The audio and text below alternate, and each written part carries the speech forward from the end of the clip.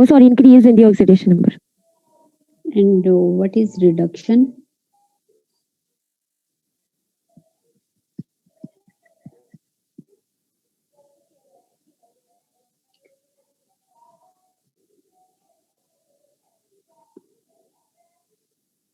What is reduction? Addition of hydrogen, addition of electrons, removal of oxygen. Good.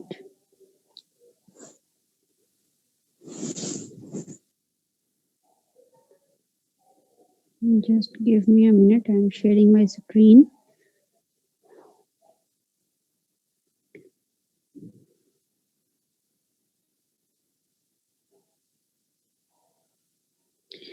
Okay, oxidation और reduction reactions हम पढ़ेंगे organic compounds में किस तरह से ऑक्सीडेशन और रिडक्शन रिएक्शंस होते हैं।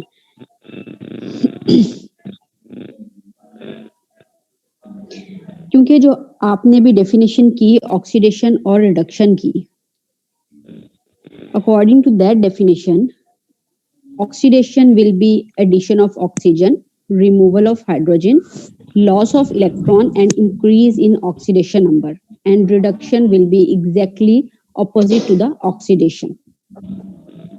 अब ये वाले सारे steps जो हैं we can determine all these steps very easily in case of inorganic molecules.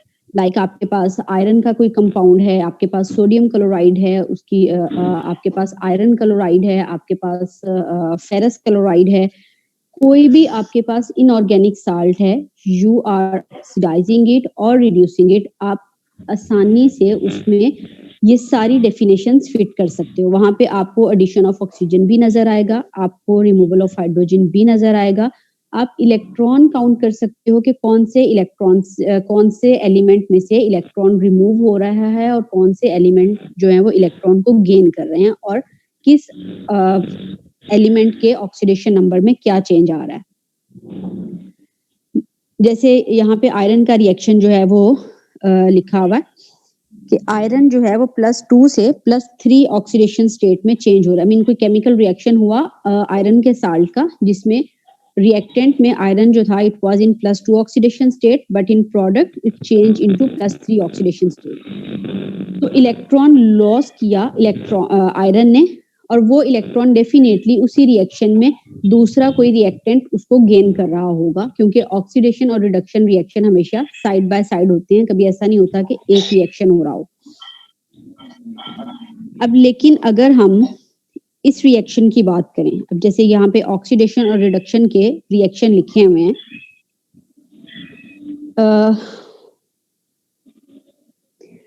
जो आपके कंबस्शन ऑफ हाइड्रोकार्बन्स है, या जो भी आपके नेचुरल मटेरियल्स बर्न होते हैं, नेचुरल गैस है या वुड है, जो भी आपके ऑर्गेनिक मटेरियल की कंबस्टन आप कर रहे हैं, उनको बर्न कर रहे हैं in the presence of oxygen, that is the most common and most important oxidation reaction in organic chemistry. अब उसमें क्या हुआ कि आपने एक कंपाउंड लिया, उसको ऑक्सीजन के साथ रिएक्ट करवाया और वो कार्बन डाइऑक्साइड और वाटर में चेंज हो गया। अब इस रिएक्शन में आप क्लियरली नहीं बता सकते कि कहाँ पे जो है वो इलेक्ट्रॉन ट्रांसफर हो रहा है। ऑक्सीडेशन स्टेट तो आप उसकी कैलकुलेट कर लोगे, लेकिन इलेक्ट्रॉन ट्रांसफर का जो कॉन्सेप्ट है उसको हम यहाँ पे जस्टिफाई नहीं कर सकते कि कौन सा एलिमेंट इसमें इलेक्ट्रॉन ले रहा है और कौन सा एलिमेंट इलेक्ट्रॉन दे रहा है। इसलिए जो आपके एक मिनट, किसी के माइक में जो है वो नॉइज आ रहा था बहुत ज्यादा।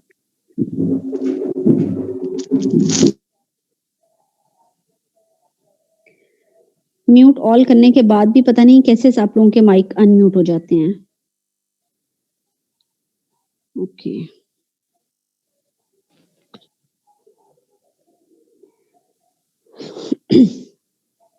तो इधर आपके पास जो ऑर्गेनिक रिएक्शंस हैं उनमें इलेक्ट्रॉन ट्रांसफर विजिबल नहीं होता, या आप उसको कैलकुलेट नहीं कर सकते कि कौन सा एलिमेंट इलेक्ट्रॉन लूज कर रहा है और कौन सा एलिमेंट इलेक्ट्रॉन गेन कर रहा है।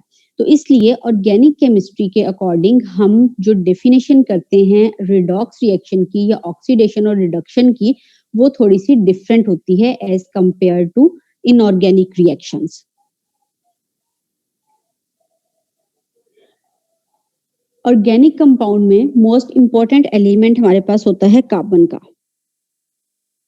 अब ये जो कार्बन है, ऑक्सीडेशन या रिडक्शन जो हो रही है that is happening on carbon atom, क्योंकि ऑर्गेनिक में हमारे पास long chain of carbon atom होती है, they are connected with each other, और उनकी साइड पे जो डिफरेंट एटम्स हैं दे विल डिसाइड कि कार्बन का ऑक्सीडेशन नंबर इसमें क्या है।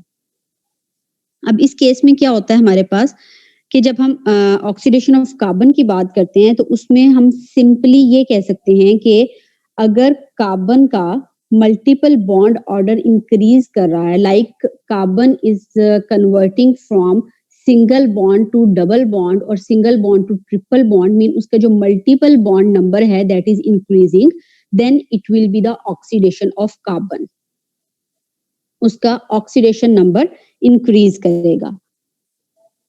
इसी तरह से अगर उसमें एडिशन ऑफ ऑक्सीजन हो रही है और addition of any electronegative element that is more electronegative than carbon, अब इतना बड़ा आपका पीरियोडिक टेबल है, उसमें कार्बन से हायर इलेक्ट्रोनेगेटिव एलिमेंट्स जितने भी हैं, if they are attaching with the carbon atom in any organic molecule, then this carbon will considered as oxidizing carbon, कि यहाँ पे ऑक्सीडेशन हो रही है। तीसरी जो चीज है कि डिक्रीजिंग हाइड्रोजन कंटेंट। अब जो हमारे पास ऑर्गेनिक मॉलिक्यूल हैं उनमें कार्बन और हाइड्रोजन मोस्ट अबंडेंट एलिमेंट होते हैं। कार्बन अपनी जो रिमेनिंग वैलेंसी है वो हाइड्रोजन अटैच करके पूरी करता है। अब अगर आपके पास जो कार्बन एटम है उसका हाइड्रोजन कंटेंट डिक्रीज हो रहा है, लाइक अगर उसमें पहले तीन हाइड्रोजन अटैच थे कार्बन के साथ, लेकिन after the reaction hydrogen number जो है वहां पे 2 रह गया, तो इट मींस कि आपके पास जो है वो कार्बन की ऑक्सीडेशन हुई है। ठीक है, इसको हम और इस तरह से डिफाइन कर सकते हैं कि जो लेस इलेक्ट्रोनेगेटिव एलिमेंट है अगर वो अटैच हो रहा है कार्बन के साथ then it will be reduction, और अगर मोर इलेक्ट्रोनेगेटिव एलिमेंट अटैच हो रहा है with the carbon then it will be oxidation. क्योंकि रिडक्शन और ऑक्सीडेशन आप ऑर्गेनिक केमिस्ट्री में पढ़ो, आप इनऑर्गेनिक में पढ़ो, आपकी ये दोनों रिएक्शन बिल्कुल एक दूसरे के ऑपोजिट होंगे। ठीक है, तो यहाँ पे आपके पास ये X जो है ये आपका अटैच हो रहा है with hydrogen atom, sorry with carbon atom. यहाँ पे लेफ्ट हैंड साइड पे X जो है वो आपका लेस इलेक्ट्रोनेगेटिव एलिमेंट है। अब लेस इलेक्ट्रोनेगेटिव एलिमेंट जो है वो हाइड्रोजन भी हो सकता है, वो कोई और एटम भी हो सकता है जिसकी इलेक्ट्रोनेगेटिविटी कार्बन से कम हो। अब कोई भी ऐसा एलिमेंट जिसकी इलेक्ट्रोनेगेटिविटी कार्बन से ज्यादा है, जिसमें आपके हेलोजेंस भी आ जाते हैं, आपका ऑक्सीजन ग्रुप आ जाता है, आपका नाइट्रोजन ग्रुप आ जाता है, तो उनकी इलेक्ट्रोनेगेटिविटी कार्बन से ज्यादा है। अगर वो अटैच हैं कार्बन के साथ, वो अटैच हो रहे हैं, तो ये रिएक्शन जो है वो ऑक्सीडेशन रिएक्शन होगा। और अगर आपका मोर इलेक्ट्रोनेगेटिव एलिमेंट रिमूव हो रहा है और उसकी जगह पे लेस इलेक्ट्रोनेगेटिव एलिमेंट अटैच हो रहा है, तो उसको हम रिडक्शन कहेंगे। ठीक है,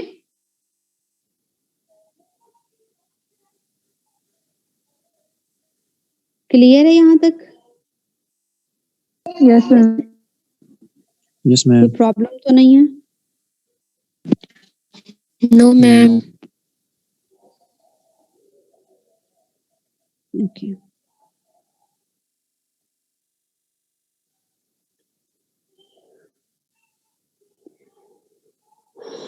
अब ये हमारे पास एक ट्रेंड है डिफरेंट कार्बन एटम्स इसमें शो किए हुए कि किस तरह से उसकी जो है वो ऑक्सीडेशन या रिडक्शन को हम कंसीडर करते हैं, और उसका जो नंबर है ऑक्सीडेशन नंबर वो किस तरह से होता है। अब ये जो फर्स्ट एलिमेंट है हमारे पास, ये कौन सा एलिमेंट है?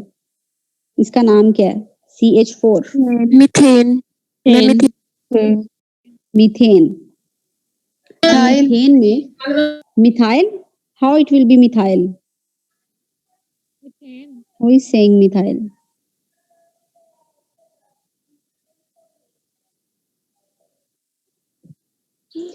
मीथेन होता है CH4। अगर आप मीथेन में से एक हाइड्रोजन एटम रिमूव कर दें then it will become methyl group, जो कि कैपेसिटी रखता है for attachment of any other element.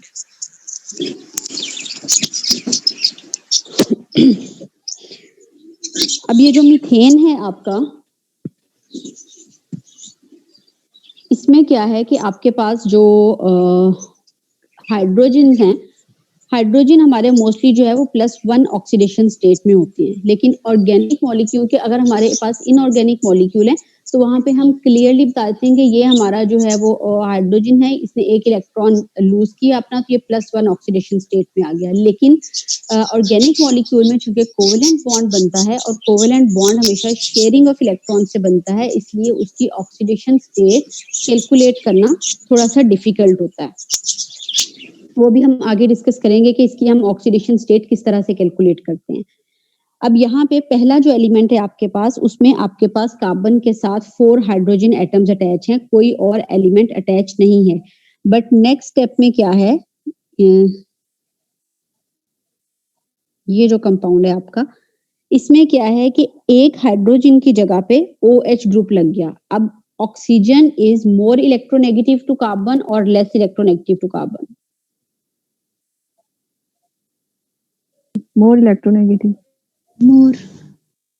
Oxygen जो है वो कार्बन से ज्यादा इलेक्ट्रोनेगेटिव है, तो इस कार्बन की ऑक्सीडेशन होगी या रिडक्शन होगी? Oxidation. Oxidation. कार्बन की Oxidation ऑक्सीडेशन होगी। होगी। उसके बाद थर्ड स्टेप में क्या है हमारा, अब ये जो कंपाउंड था हमारा सेकेंड वाला, इसमें कौन सा फंक्शनल ग्रुप है हमारे पास? Ma'am alcohol. अल्कोहल। और उससे नेक्स्ट जो है थर्ड वन, वो कौन सा फंक्शनल ग्रुप है हमारे मैम पास? Carbonyl. Aldehyde. Aldehyde functional group है, जिसमें फंक्शनैलिटी हमारे पास जो है वो कार्बोनाइल है। अब यहाँ पे आपके पास क्या था कि आपके पास कार्बन और ऑक्सीजन बॉन्ड मौजूद है, लेकिन यहाँ पे कार्बन और ऑक्सीजन में सिंगल बॉन्ड बना हुआ है। लेकिन आपके पास कार्बोनाइल ग्रुप में क्या हुआ कि वही CO बॉन्ड है आपके पास, लेकिन यहाँ पे कार्बन का मल्टीपल बॉन्ड नंबर इंक्रीज हो गया, क्योंकि कार्बन और ऑक्सीजन में डबल बॉन्ड आ गया। दैट्स वाई यहाँ पे उसकी ऑक्सीडेशन स्टेट ज्यादा होगी एज कंपेयर टू अल्कोहल। तो जिस तरह से आप ऊपर जा रहे हैं, आपकी ऑक्सीडेशन स्टेट के नीचे जो है, ये सब इन सब की ऑक्सीडेशन स्टेट, इन सब में जो है वो कंपाउंड में कार्बन की ऑक्सीडेशन स्टेट मेंशन की हुई है। मीथेन में वो -4 थी, लेकिन यहाँ पे फॉर्मल्डिहाइड तक आते आते वो हमारे पास 0 रह गई। अब इसके बाद क्या होगा कि इसकी फर्दर अगर आप ऑक्सीडेशन करवाते हैं तो हमारे पास हाइड्रोक्सिल ग्रुप बनता, सॉरी कार्बोक्सिलिक एसिड ग्रुप बनता है, जिसमें के अब कार्बन के साथ 2 ऑक्सीजन एटम अटैच है, मीन उसका ऑक्सीजन नंबर इंक्रीज कर गया एज कंपेयर टू फॉर्मल्डिहाइड। अब यहाँ पे क्या होगा कि आपकी ऑक्सीडेशन नंबर कार्बन का और इंक्रीज करेगा, क्योंकि उसमें ऑक्सीजन नंबर इंक्रीज हुआ है। उसके बाद जो लास्ट कंपाउंड है हमारा, उसमें जो दूसरी साइड पे हाइड्रोजन था उसको भी OH ग्रुप ने रिप्लेस कर दिया, मीन उसका जो ऑक्सीजन नंबर है वो मजीद इंक्रीज कर गया। तो इस तरह से अगर आपका ऑक्सीजन नंबर इंक्रीज कर रहा है तो जो कार्बन है उसकी ऑक्सीडेशन स्टेट इंक्रीज हो रही है, और अगर उसको आप रिवर्स ऑर्डर में देखेंगे, mean number of oxygen atom are decreasing, तो आपके पास जो रिड्यूसिंग जो कार्बन की ऑक्सीडेशन स्टेट है, it will move toward the reduction.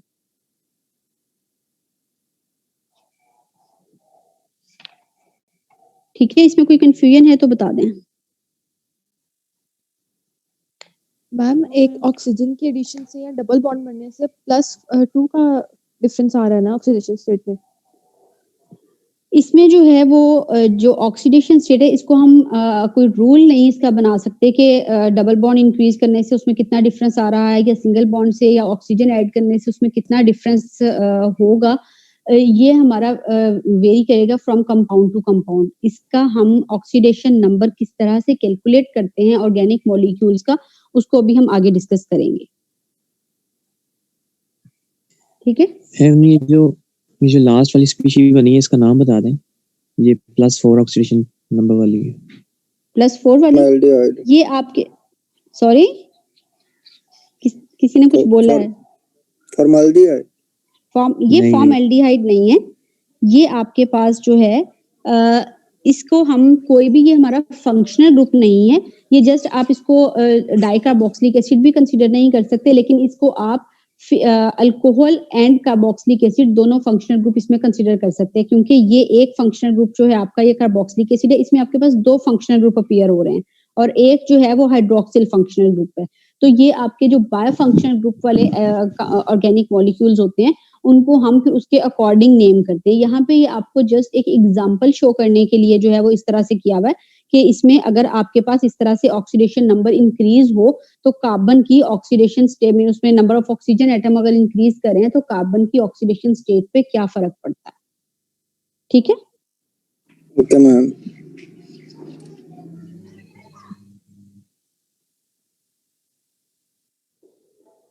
Okay अब यहाँ पे जो है वो कार्बन में मल्टीपल बॉन्ड जो है वो इंक्रीज हो रहे हैं। फर्स्ट कंपाउंड जो है आपका इथेन, अब इसमें आपके पास कार्बन की जो ऑक्सीडेशन स्टेट है दैट इज -3, लेकिन जब ये इथेन से मूव किया towards ethene mean carbon carbon double bond बन गया तो उसकी ऑक्सीडेशन स्टेट हो गई -2, और यही इथीन जब इथाइन में कन्वर्ट हुआ कार्बन कार्बन ट्रिपल बॉन्ड बना तो वहां पे ऑक्सीजन कार्बन की ऑक्सीडेशन स्टेट जो है -1 रह गई।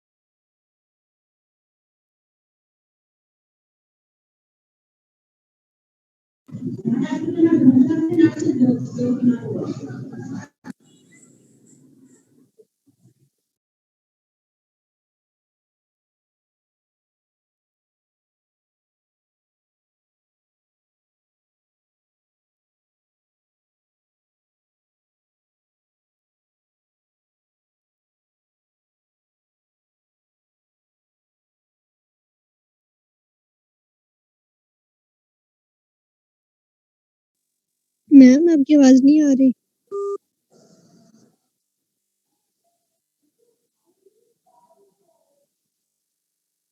हेलो, मैम की आवाज आ आवाज रही है नहीं मेरी? आ रही, उनको कोई बोले माइक। मेरी वो कॉल आ गई थी दरमियान में तो म्यूट हो गया था। जस्ट गिव मी अ मैम मिनट। जी तो लास्ट में हमने देखा कि वो उसके ऑक्सीजन की वजह से उसकी ऑक्सीडेशन जो होती है वो इंक्रीज होती है, तो यहाँ पे ये कैसे -3 से -2 हो रही है? एक तो मिनट आप बढ़ ही मुझे रही है, अभी तो बढ़ ही रही है मल्टीपल बॉन्ड ऐड होने से। मैं आपको भी बताती हूँ, एक मिनट।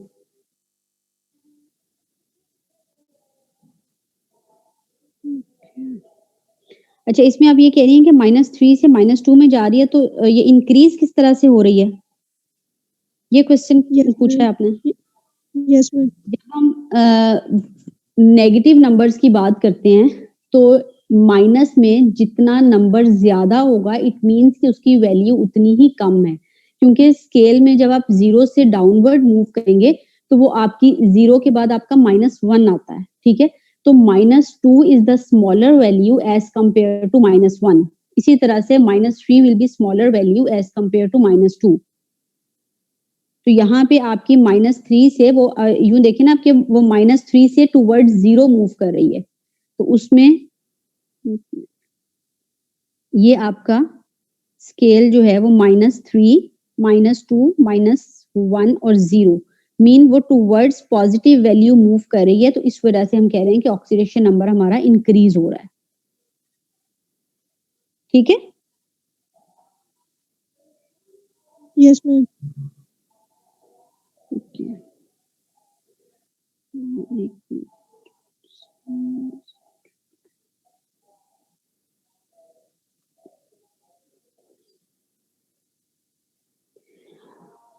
ओके, अब ये कि हम ऑक्सीडेशन नंबर ऑर्गेनिक मॉलिक्यूल्स का किस तरह से कैलकुलेट कर सकते हैं। तो उसमें हमारे पास फर्स्ट स्टेप ये है कि we will write the Lewis structure and include unshared electron pair. अब अनशेयर्ड इलेक्ट्रॉन पेयर हमारे जो मोर इलेक्ट्रोनेगेटिव एलिमेंट हैं उन्हीं के ऊपर होते हैं। अब जो ऑर्गेनिक मॉलिक्यूल हैं उनमें हमारे पास जो ज्यादा इलेक्ट्रोनेगेटिव एलिमेंट अटैच होते हैं मोस्टली वो हैलोजेंस होते हैं। हैलोजन में भी क्लोरीन और ब्रोमीन ज्यादा कॉमन है जो कि ऑर्गेनिक मॉलिक्यूल में अटैच होते हैं। उसके बाद ऑक्सीजन है, नाइट्रोजन है और सल्फर है। अब ये सारे के सारे जो मोर इलेक्ट्रोनेगेटिव एलिमेंट हैं they have unshared lone pair. अब उनका जो लोन पेयर है उसको भी हम साथ लिखेंगे। किसको आवाज नहीं आ रही मेरी?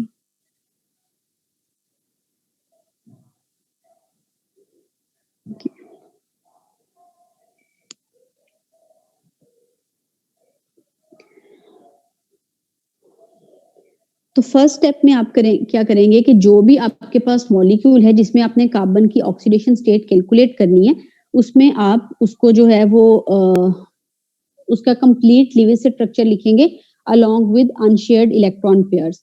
अब इससे क्या होगा कि अब आपके पास ऑर्गेनिक मॉलिक्यूल में जितने भी कार्बन एटम हैं उन सब की ऑक्सीडेशन स्टेट आपको अगर पता होगी then you will be able to tell that इधर इट इज ऑक्सीडेशन और रिडक्शन और कौन सी कार्बन पे ऑक्सीडेशन या रिडक्शन हो रही है। ठीक है,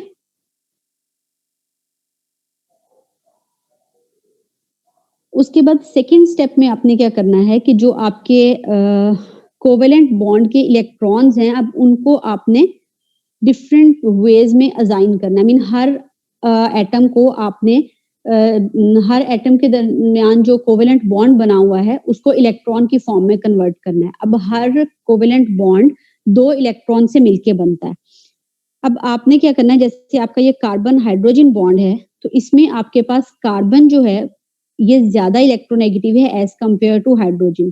तो आप ये पूरे का पूरा इलेक्ट्रॉन पेयर जो है ये कार्बन के साथ कंसीडर करेंगे, हाइड्रोजन के साथ हम कोई भी इलेक्ट्रॉन कंसीडर नहीं करते। ठीक है, तो जो आपका मोर इलेक्ट्रोनेगेटिव एलिमेंट है जो कोवेलेंट बॉन्ड है वो पूरे का पूरा हम उसके साथ कंसीडर करेंगे। इसी तरह से अगर आपके पास CO बॉन्ड है तो CO बॉन्ड में ऑक्सीजन जो है वो ज्यादा इलेक्ट्रोनेगेटिव है तो ये पूरा इलेक्ट्रॉन पेयर हम ऑक्सीजन के साथ कंसीडर करेंगे। इसी वजह से यहाँ पे देखें कि कार्बन के जो इलेक्ट्रॉन हैं ये सेंटर वाला जो आपका कार्बन है ये फर्स्ट वाला इसकी बात करें। अब इस कार्बन में 6 इलेक्ट्रॉन शो किए हुए हैं। अब 6 इलेक्ट्रॉन शो किए हुए हैं क्योंकि इसके 3 बॉन्ड्स बने हुए थे विद हाइड्रोजन एटम। अब हर हाइड्रोजन एटम उसकी इलेक्ट्रोनेगेटिविटी कम है एज कंपेयर टू कार्बन, इस वजह से सारे के सारे इलेक्ट्रॉन हमने कार्बन के साथ शो कर दिए। ठीक है, ये तो है कि अगर हमारे पास जो कोवेलेंट बॉन्ड है वो बिटवीन 2 डिफरेंट एटम्स है तो हम उसमें इलेक्ट्रॉन की डिवीजन इस तरह से करते हैं कि हम मोर इलेक्ट्रोनेगेटिव एलिमेंट के साथ इलेक्ट्रॉन कंसीडर करते हैं और जो लेस इलेक्ट्रोनेगेटिव है उसको हम उस बॉन्ड में से कोई शेयर नहीं देते। ठीक है,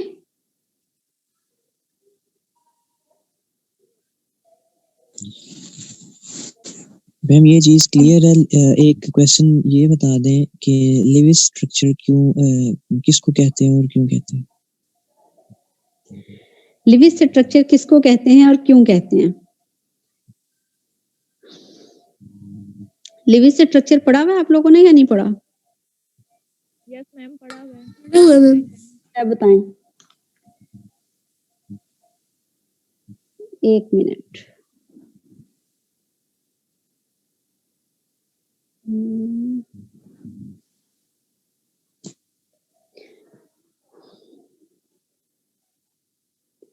मीथेन का लिविस स्ट्रक्चर कौन ड्रॉ करेगा इस व्हाइट बोर्ड पे? क्या होता है लिविस स्ट्रक्चर ये बताएं। मैम इलेक्ट्रॉन्स के representation in the form of dots and crosses इसे हम लिविस स्ट्रक्चर कहते हैं। अच्छा, any other?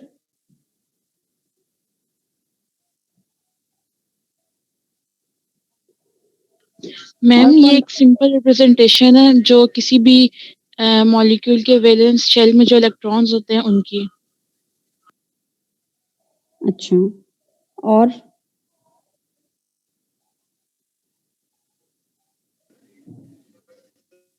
Ma'am Levi's structure में इलेक्ट्रॉन पेयर की शेयरिंग की वजह से coordinate covalent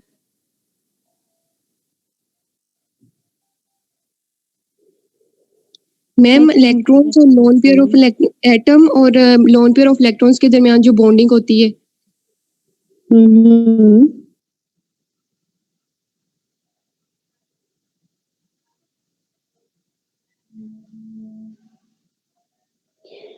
Lewis structure actually क्या है कि जो हमारी एक कंप्लीट रिप्रेजेंटेशन है ऑफ एनी मॉलिक्यूल और या यूं कह लें कि उसके बॉन्ड्स की अटैचमेंट और उनका जो स्ट्रक्चर है उसको किस तरह से हम रिप्रेजेंट करते हैं, it is called the Lewis structure. उसमें लाजमी नहीं है कि आपने डॉट और क्रॉस से अगर आप उसको बॉन्ड्स के साथ भी शो कर रहे हो तो भी वो आपका लिविस स्ट्रक्चर ही कंसीडर होता है, क्योंकि वो आपकी उस जो स्पेस में अरेंजमेंट ऑफ एटम्स है किसी भी स्पेसिफिक मॉलिक्यूल की, it will represent that arrangement कि कौन से एटम के साथ कौन सा एटम अटैच हो रहा है। दैट्स वाई यहाँ पे हम चूंकि एक तो हमें जो है वो उसके नंबर ऑफ बॉन्ड्स पता चल जाएंगे, जैसे कार्बन और हाइड्रोजन है उसमें सिंगल बॉन्ड है या डबल बॉन्ड है।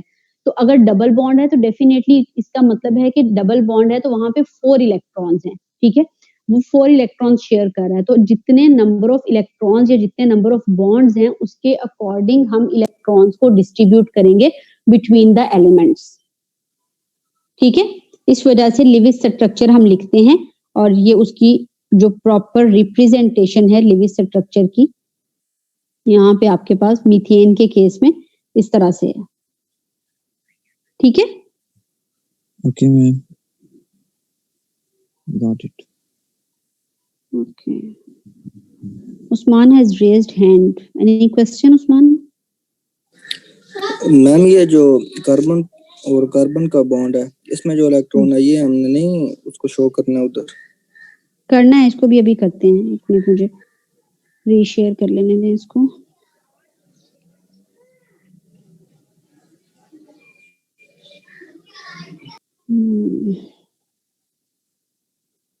मेरी पीडीएफ गुम कर दी आप लोगों ने। ओके,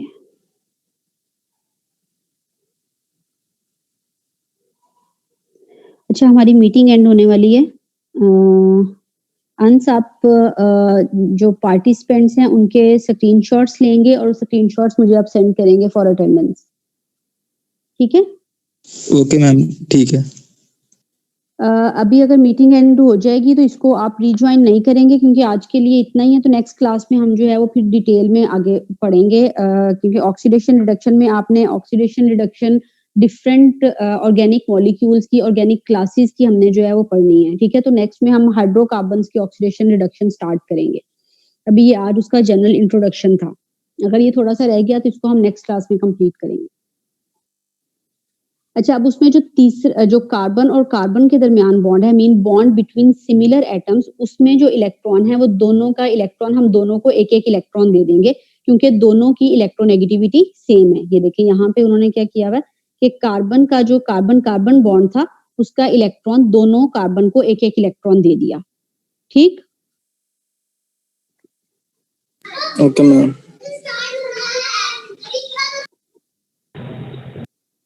अब इसके अकॉर्डिंग हम जो है उसके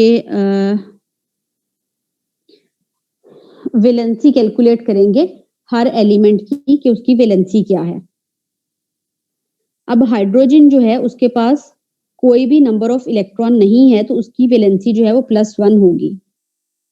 count the number of electron assigned to each atom and subtract that number from the number of valence electron in the neutral atom. तो जो हमारे पास फाइनल वैल्यू आएगी that will be the oxidation number of that atom. अब hydrogen के पास कोई भी नंबर ऑफ इलेक्ट्रॉन नहीं है तो उसमें से उसमें लेकिन जो वैलेंशियल इलेक्ट्रॉन है दैट इज 1। तो इस वजह से 1 - 0 आप करेंगे तो आपके पास +1 आंसर आता है। तो इस वजह से ऑक्सीजन जो हाइड्रोजन की ऑक्सीडेशन स्टेट है दैट इज +1। अब कार्बन यहाँ पे 2 तरह की कार्बन है, एक कार्बन जो है वो CH3 की कार्बन है, दूसरी CH2 की कार्बन है। अब जो CH3 की कार्बन है उसमें आपके पास टोटल नंबर ऑफ इलेक्ट्रॉन्स कितने हैं? 7। ये वाली जो कार्बन है इसमें टोटल नंबर ऑफ इलेक्ट्रॉन आपके पास 7 है, ठीक है। अब इसमें से आप सब्ट्रैक्ट करेंगे number of valence electrons in carbon atom. Carbon के वैलेंस शेल में कितने इलेक्ट्रॉन्स होते हैं? 6। 4 होते हैं मैम। वैलेंस शेल में पूछा है मैंने। मिस वैलेंस शेल 4 में माइनस 4 7 होते हैं। होगा ना? सेल में 4 होते हैं। जी 4 4 माइनस माइनस 7 7 होगा। करेंगे। जी सॉरी 4 माइनस 7 करेंगे, ठीक है। तो आपके पास आंसर आ जाएगा -3। अब जो दूसरे वाला आपके पास कार्बन है CH2 वाला, उसमें आपके पास नंबर ऑफ इलेक्ट्रॉन आ रहे हैं 5।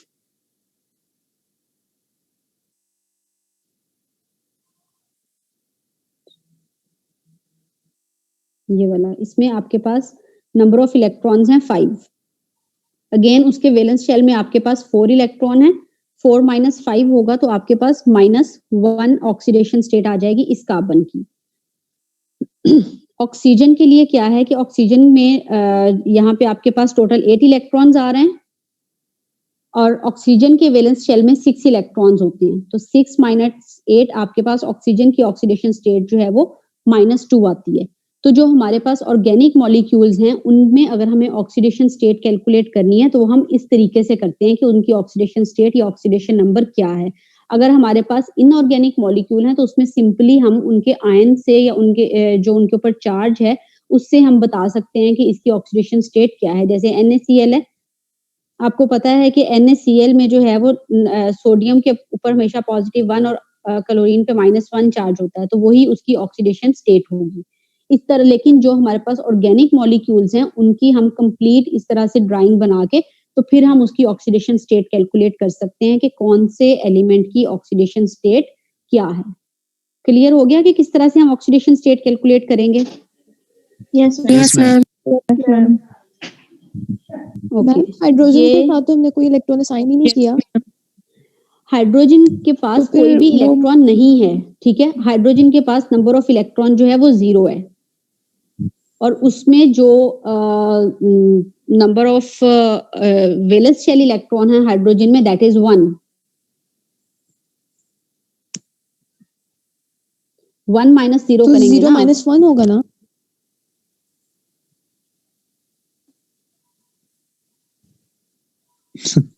हम्म 1 माइनस 0 होगा। 1 माइनस 0 होगा। वैलेंस शेल इलेक्ट्रॉन में से आपने वो इलेक्ट्रॉन माइनस करने हैं जो उसके पास हैं, तो 1 माइनस 0 होगा। Assign count the number of electron assigned to each atom and subtract that number from the number of valence shell electrons. Valence electron 1 है और उसके पास जो इस कंपाउंड में हमने उसको असाइन किया दैट इज 0, तो 1 माइनस 0 होगा। इस वजह से उसकी ऑक्सीडेशन स्टेट +1 आ रही है, ठीक है। जी मैम क्लियर हो गया। मैम एक क्वेश्चन है। जी मैम अगर कार्बन से ज्यादा इलेक्ट्रोनेगेटिव एटम जो उसके साथ बॉन्डिंग करेगा तो फिर वो किस तरह जी। माइनस होगा, क्योंकि एक उसके साथ भी इलेक्ट्रॉन शो करना है ना, तो फिर वैलेंस और वो जमा कर लेंगे आपस में। क्या मतलब, मुझे आपका क्वेश्चन समझ में नहीं आया। कार्बन से ज्यादा इलेक्ट्रोनेगेटिव एलिमेंट अटैच है, ठीक है, तो उसमें इलेक्ट्रॉन डिस्ट्रीब्यूशन किस तरह से करेंगे जी हम? जी देखिए यहाँ पे कार्बन और नहीं, ऑक्सीजन। वो इलेक्ट्रॉन जी जी बोले। मैम अगर ज्यादा इलेक्ट्रोनेगेटिव एटम कोई अटैच होगा कार्बन के साथ तो उसको जो इलेक्ट्रॉन शो करेंगे तो फिर वो उसमें माइनस और प्लस कैसे होगा, बैलेंस जो कार्बन के साथ इलेक्ट्रॉन होंगे उसमें से। जब भी हमारे पास मोर इलेक्ट्रोनेगेटिव एलिमेंट है तो हम इलेक्ट्रॉन पेयर पूरे का पूरा उसको देंगे। जैसे यहाँ पे हमने किया कि कार्बन और ऑक्सीजन के दरमियान बॉन्ड था, ठीक है। इसी वजह से ये जो आपकी CH2 वाली कार्बन है इसके पास 5 इलेक्ट्रॉन्स आ रहे हैं, क्योंकि ये वाला पूरे का पूरा इलेक्ट्रॉन पेयर हमने ऑक्सीजन के साथ कंसीडर किया है।